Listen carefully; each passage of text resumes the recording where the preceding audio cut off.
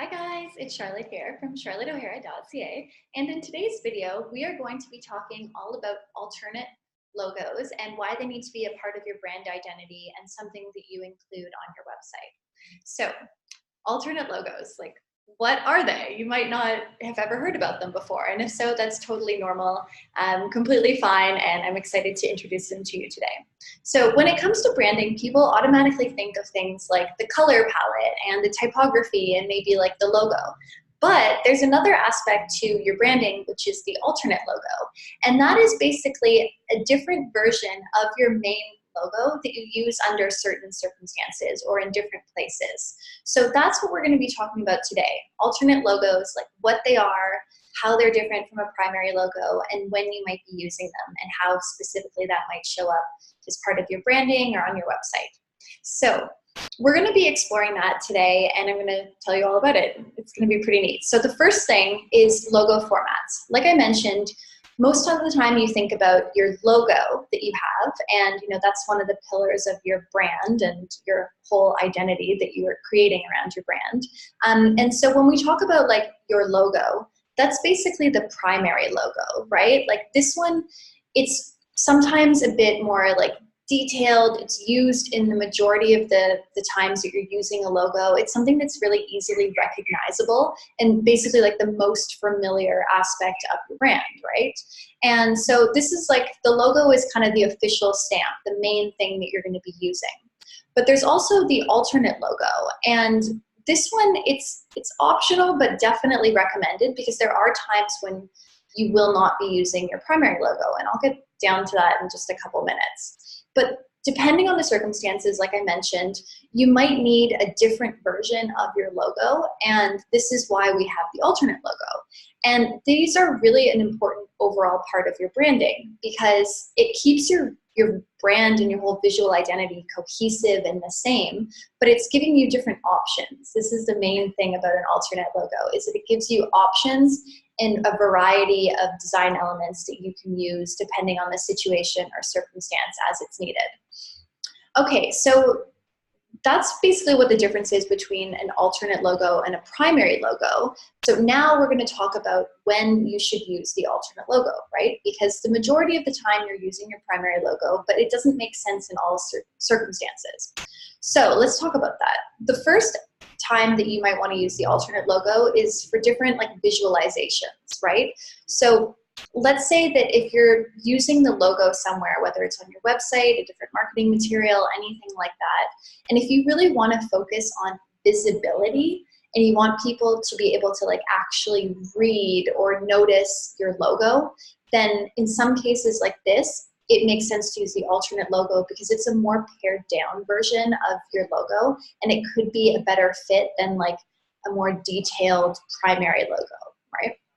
And so there's also going to be times where you're like, when your target viewer might not have enough time to like read or digest the entire primary logo, especially if it has a lot of wording in it. So an example of this could be if you're using the logo on like a billboard or on the side of the road, or like a sign in a parade, or if it's like flashing as a banner image or something like that. Like in cases like this, then it might make more sense to use the alternate logo because it's still recognizable. Still, people can immediately identify that it's the logo related to your brand, but it's easier for them to like speed read and make sense of visually.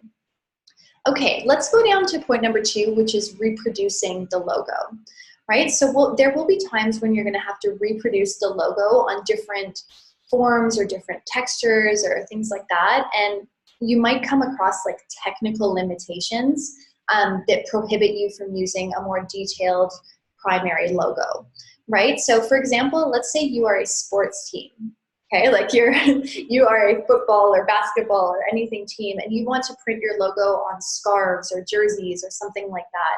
And maybe depending on the type of fabric you're using, the way that this garment is going to be produced, you can't actually write out the entire logo. Like it's not just being ironed on, instead it's like built into the fabric itself.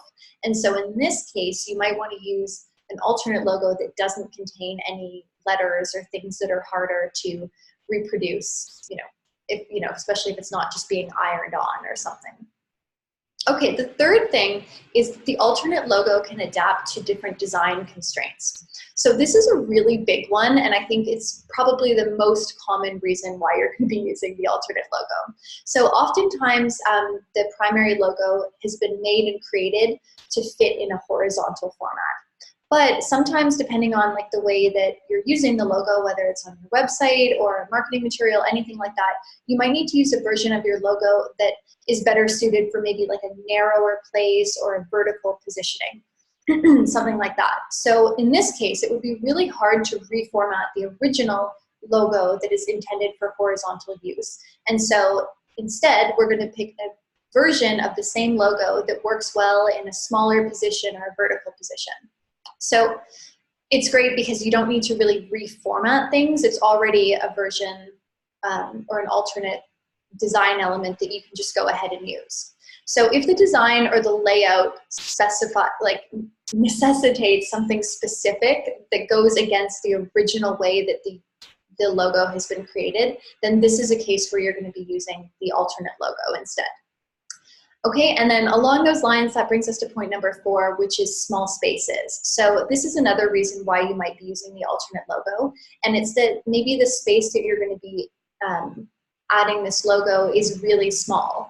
And in this case, the primary logo wouldn't make sense to do. So because maybe the primary logo would get design elements would be lost or the whole thing wouldn't fit or something. So in a small space, then the primary logo is too much. So this is why we're using like an alternate logo here. So if we're thinking about the website, an idea that jumps to mind for me is like the favicon that you're using. So I do have a video about creating and designing a favicon, so I'll link to that up above. But basically a favicon, it's like a really, really small space and design element that fits with your branding.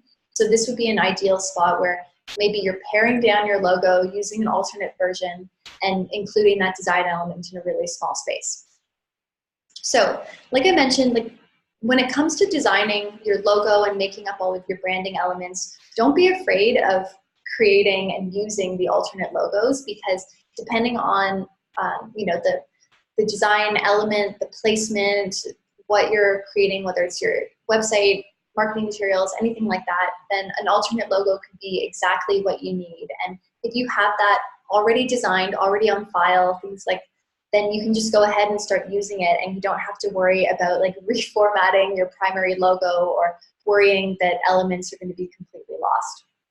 So thank you so much for watching this video. I hope you enjoyed it and that you found it useful. You can like it, you can give it a thumbs up, leave me a comment down below to let me know what you think. You can also subscribe to this video and to my YouTube channel. I have lots more videos all about Squarespace, SEO, website design and development, branding, tech tips, all of that sort of thing. So you can check those videos out here on my YouTube channel, or head over to my blog on my website, which is charlotteohara.ca, and check all of that out. And I know it'll be really useful for you. So thank you again for watching. I hope you enjoyed it, and I will see you again soon. Bye now.